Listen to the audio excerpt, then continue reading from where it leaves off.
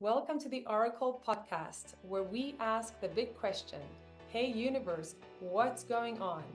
I'm your host, Huenu Solsona, and today we are exploring another fascinating spiritual journey. Let's get started. Friends, welcome to the Orykl Podcast. Hey universe, what's going on? Today, I'm super happy to have Zintis Muiznieks with us, who is actually one of Orykl's first vetted practitioners. So he's been with us for a while, and he is also a Reiki master, yoga teacher. He's a teacher, a writer, he's many things, but I've been always fascinated by his channeling, which is outstanding. So I'm super happy to have you, Zintis. Welcome. Well, thank you, Huenu. I always love seeing your face. You just like so smiley and so beautiful. It's so wonderful. It's true, and I love always talking to you. Like our interactions are always so positive. They make me feel really good. So I'm very happy to have you, and we're going to chat a little bit about your spiritual story. I know a little bit about it, but I'm also curious to hear the full story. So maybe we can start by you telling us a bit about your childhood and what that was like, if you were a little bit more sensitive than others. Like, how did your spirituality start as a young person? Well, I think that it absolutely was in place already as a child. I had a very deep communication with earth, with animals, with plants. I believe as a child that I was also in communication with perhaps with non-three-dimensional beings that lived on our property. Well, I had the good fortune of growing up in a rural setting, so we had a lot of land and fruit trees and vegetable gardens and flowers and woods, and so I spent much of my childhood outside. Um, for instance, when I was growing up, we had no television in the house. And that was by design, my parents' design, but it really afforded me the chance to be outside a lot and also to read a lot. I've always read a lot and been very fascinated by what now as adults we call spiritual topics, but angels and various beings that are not necessarily of our world. Yeah. And I know you still spend a lot of time in nature. Now, was this childhood in United States? It was in the United States. It was in the state of Michigan. But my parents are from Latvia, so Mm. they were refugee immigrants into the United States. So also part of the childhood was a little bit odd in that I grew up in what would be considered a bit of a refugee culture. But that I don't know how that may have affected my Yeah. thinking. I mean, the other thing that I would like to say is that my parents were not religious per se. So we didn't, it wasn't like we had to go to church every Sunday. Well, we never went to church. So it really broadened my ability to kind of embrace what felt good, not be cornered into something that, didn't feel quite right. Yeah. What a privilege to grow up like that. I have to say my childhood was quite similar. I spent a lot of time in nature, and I always obviously love spending time in nature. I live in a city now, but that's such a beautiful thing. And so that must have affected you, I suppose, to become more in tune with the more subtle energies, maybe. What would you say? I think it really did. It Yeah. really because I also it's not just I mean, as a child, you're playing, but you're Mm, playing, in a way that, especially if you're playing by yourself or with my sister, who was a little younger, it was also like creating things with nature in harmony. And so very much mm, so. And for instance, and I'm just going to jump forward. One of the most favorite places in the world for me, in the last 30 years is with my sister's family. I go camping on an island in the middle of a lake in northern Maine, which is very far north in the United States, and there's nothing there. It's so you are there with the weather and with the land, and that's all. There is no electronics. There is nothing. There is no outside influence. So I mm. still feel that is just so important to me, to my well-being. Absolutely. Absolutely. So, okay, from that childhood to what you do now, which is I know you connect with a couple of beings as a channeler. What happened from childhood to you becoming a channeler? How did that evolve, and how did you get there? Well, it's a bit of a convoluted story or a path, I would say, because as many young people in the 60s and 70s, I detoured into alcohol and to drugs. And so I spent about 12 years of my later childhood, early adulthood, really not being of the world. I mean, I'll say honestly, I was drunk every day of that 12-year period. And so, and as I look back upon that, the reason I bring it up is not to talk about, any of that, but what I realized is that I was living in a world and everyone else was somewhere else. So my reality did not match their reality. And then once I stepped back into their reality, which where I've been for the last 40 years, nevertheless, I have this ability to move between realities. Mm. And I really credit it because for the longest time, I wondered why I basically threw away, as some would say, the best years of my life. But I don't think I did. I think it was all preparation for me to be able to really easily slide into other dimensions and also to connect with other types of beings. That's very interesting. That's a good way to look at it as well.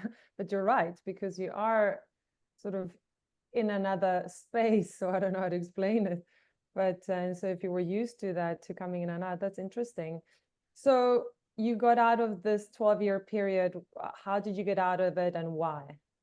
Well, I realized that if I was to continue living, that I needed to change. And it was all self-realization. I had no outside influence. I actually had a couple incidents. I had what I feel is an angel who came to me in the form of a human and really guided me very briefly over the course of 2 days Mm. onto a different path, and I never saw this person again. It was a very meaningful connection, but very, Yeah. very brief. And then later on, it just when I thought about the how that could have even happened, it just didn't make sense on a physical level, And I thought, well, maybe this was an angel who came to me.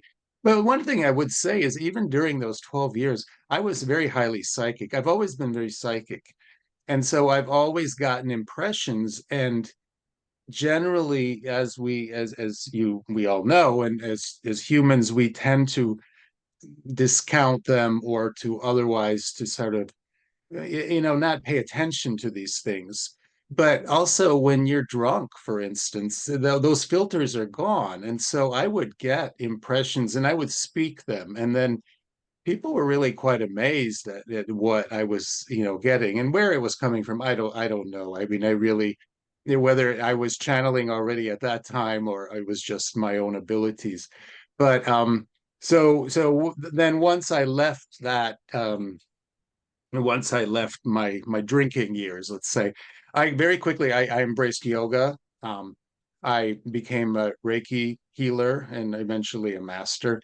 So all within a few years of that time, I really shifted into what I've always felt was where I wanted to go. Also, additionally, at that time, I was living in New York City and I was working at a AIDS assistance organization. So there was a lot of it was a very desperate place. And we worked with people who were dying because at that time the disease had no particular, well, it had no cure. There were some medications that would extend someone's life generally, but and so it was a difficult place and it was a difficult time, but yet at the same time, for me personally, it was tremendous growth because it was all very spiritual in many, many ways, not just the Yeah. Reiki and the yoga, but just being in that type of an environment. Yeah. And I mean, back then, I mean, what year are we talking about here? Well, we're talking about the early 90s. Early 90s. So, and I can imagine that back then things were not like they are now. I mean, there was maybe not as much talk of spirituality or certainly Reiki or channeling. And to become a channeler, I don't know when you started channeling, but I'm sure it must have been a bit weird at the time. Well, you know what happened actually, the channeling is it is always seems to have been there. And the way it manifested itself initially for many years, I was doing a lot of Reiki. I actually was working um once I left New York City, I moved to the Catskill Mountains and I opened up a healing practice, which was Reiki and yoga. And eventually I added massage to it. But so at the end of each Reiki session, I would get impressions, very strong impressions, and I would, and some of them were very weird too. I mean, they really, I was concerned about speaking them, but I realized quickly that they were real. I mean, that the person I was working with needed to hear whatever I was getting. And Mm. so I would tell them whatever I got. And it was amazing the validation I got. Immediately people would say, "Oh my gosh, how would you know that?" And so forth. But the interesting thing is that it wasn't really I who was speaking. Mm. It was like my mouth was moving and these words were coming out, and I was just sometimes in a panic listening to, like, oh my gosh, like, what, well, you shouldn't say that, but I was saying it. So it Like was I what kind of stuff would come out, for example?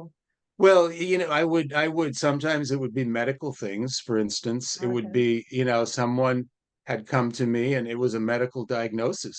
And, Mhm. that's scary because, I'm not a doctor, how would I know? Yeah. Other times it was more of a life situation. So for instance, I mean, in the extreme, situations of abuse where someone had some issue in their early life and this was affecting them and they needed to bring it to the surface, so Mm. something of that nature. And again, that's scary stuff. You don't just tell someone that, whatever. Mm. Sometimes it was much more it was odder. For instance, I had a gentleman come. I worked a lot in a spa in Mexico in the winters. I did Reiki. Beautiful place in the mountains, hot springs spa near Mm. Guadalajara. And this man came for a session and I was just getting extraterrestrial energy all around him. And I thought, oh, but I knew that he was a minister, like a Christian minister.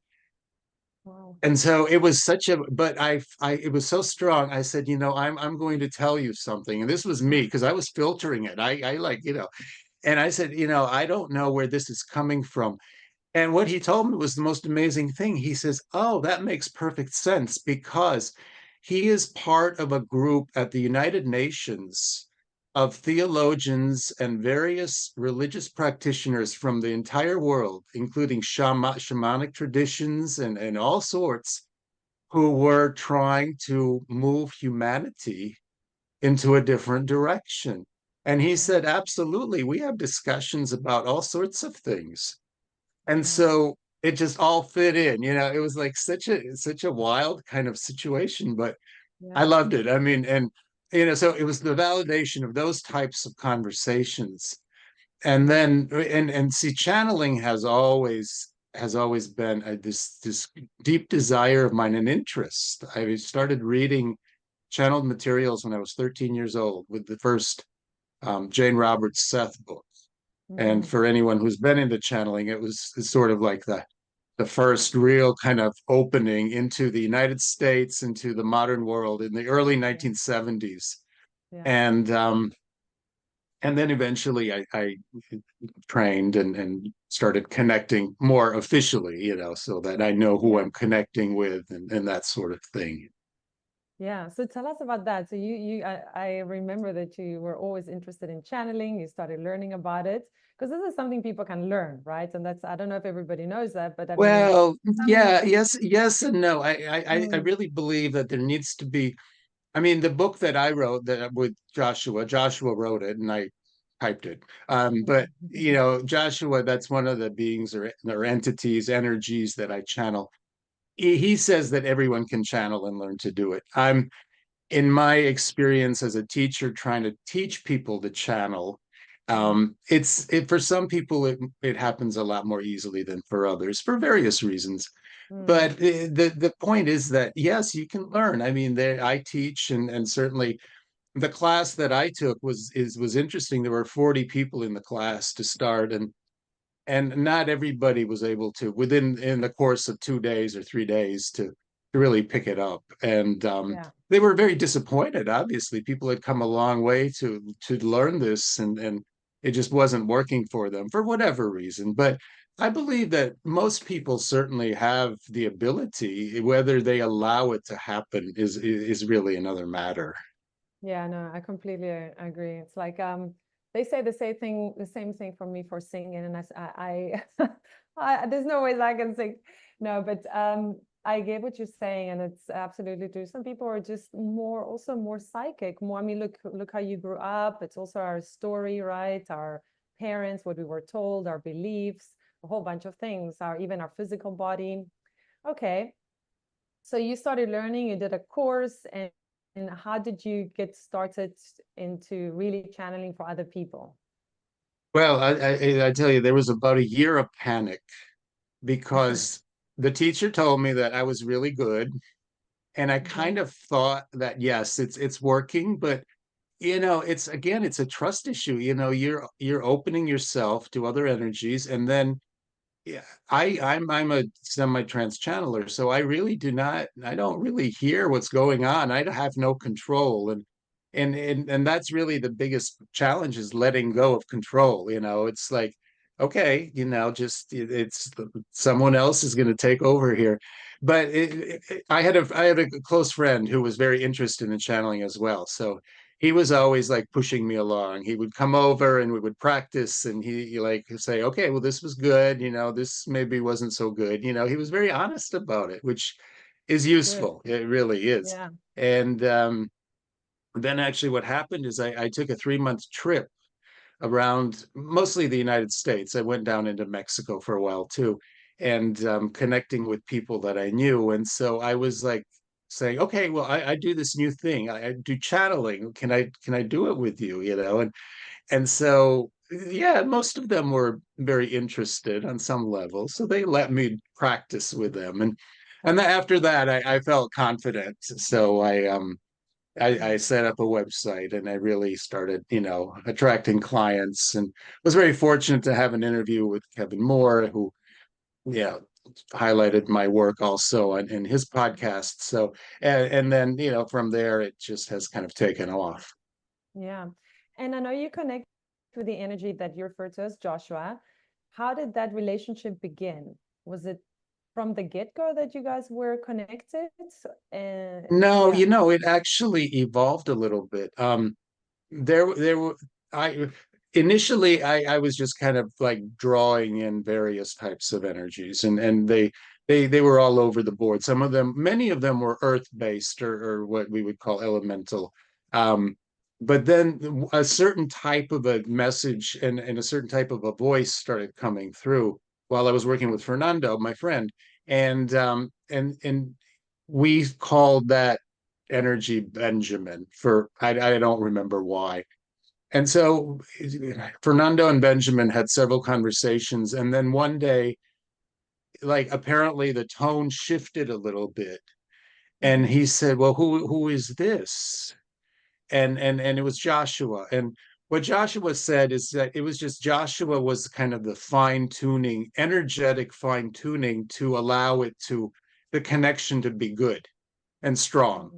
And that's been over 10 years now that Joshua and I have really been in partnership. Well, it's actually approaching 15 years already. So, and then because I have so much contact with him, including when he dictated a whole book to me, that I hear the voice at any time. So I can Mm. kind of like tune half of myself out, listen to what is being said, and bring it back to myself or to someone else if I need to. Yeah. Just for a quickie, for a quick answer of some sort. But it kind of evolved. It's very, very comfortable. Since then, I've also started channeling an extraterrestrial being, and I sometimes connect with Archangel Michael, and so there are others that I connect with.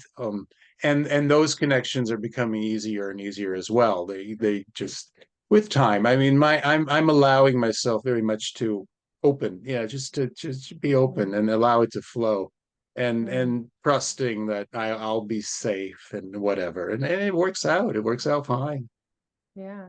And so, Joshua, what is he? Who is he? Where is he? Can you tell the audience a little bit about him? And then also maybe a little bit about Vuhl, which is I know is the extra dimensional Right. being that's been more recent.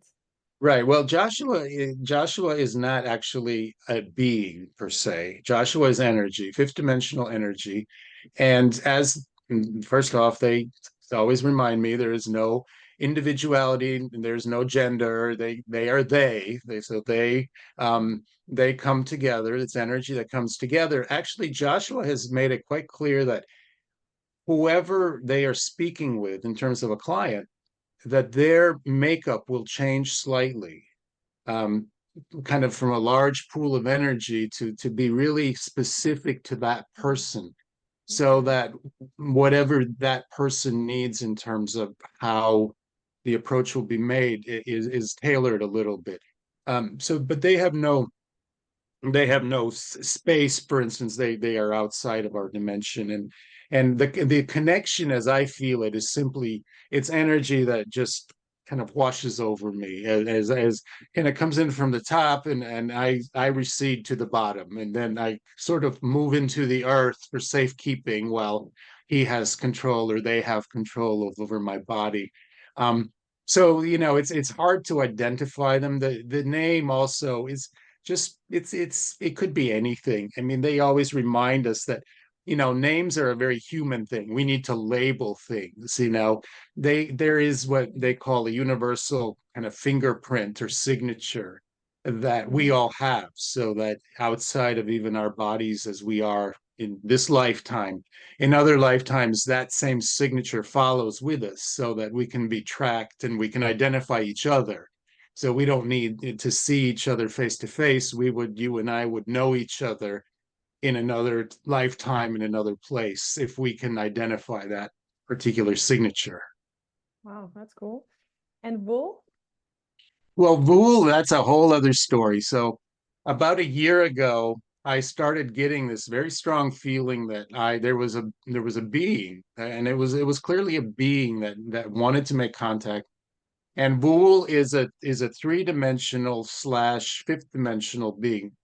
His species has the ability to move from one to the other.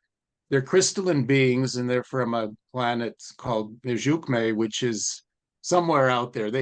He says it's near the galactic center, but their star is insignificant, so we have no way of actually seeing the star. Um, Mm. and he is on a mission along with others to assist humanity to come to Earth. So as he says it right now, he's parked in the fifth dimension near a portal, um, next to our planet Venus, waiting to see and observing and connecting not only with me, but he says he's connected so far with other channelers as well around the world, and to speak Mm. in other languages. And he's learning various earth languages with the idea that ultimately he might be able to come to the planet. And Mm. he's talked to people who are very excited. They're saying, "Oh yes, yes, come to my house, like let's have a date." That would be But cool. it's fascinating because it's It it's a is. whole it's a planet with a culture. I mean, they're millions of years old. I mean, they're not humanoid in that as we would recognize them as humans, but they certainly have the ability to also create some changes to their bodies. So he says if he were to come to Earth, he would kind of make himself look a little bit different to fit in a little better. I mean, he would never pass as a human being, but to be more appealing to our senses. Wow, cool. Um, okay, and so when you do a channeling session with somebody, how do you bring information about that person that's, personal to them? Explain how that works. Well, it's tricky because I don't really do Yeah. anything. I mean, but I've listened to recordings, from groups, and also individuals sometimes say, "Oh, you have to listen to this because it was so interesting," and then sometimes I do. I just there seems to, like, assuming it's a conversation with Joshua that the person is having, Joshua just knows. So Mm. any question that gets asked, really Joshua is able to address it, answer it, clarify things. Many people are unsure about things. For instance, they think that maybe something is going on or did go on in their lifetime, but it's not, it's a little fuzzy, or they're trying to look into the future. And Joshua will never predict the future for anyone, but he may say very well, they may say, that the path you're on, appears to be leading in this direction or that direction. And so there seems to be kind of an intimate knowledge of any human that they connect with. So when someone contacts me, a new client, and I tell them, like, whatever, it's this, to expect this, that, or the other. But it really is always a little different also, I think, because it really depends on the person and what their needs are, and also what they're able to hear and not hear, because not everyone is on a level that they can hear Mm. certain information. It sometimes has to be toned down a little bit, and or Mm. sometimes it can be expanded greatly to include other lifetimes and spiritual awareness. And it depends on where the person is in their own development. Yeah, yeah, I agree.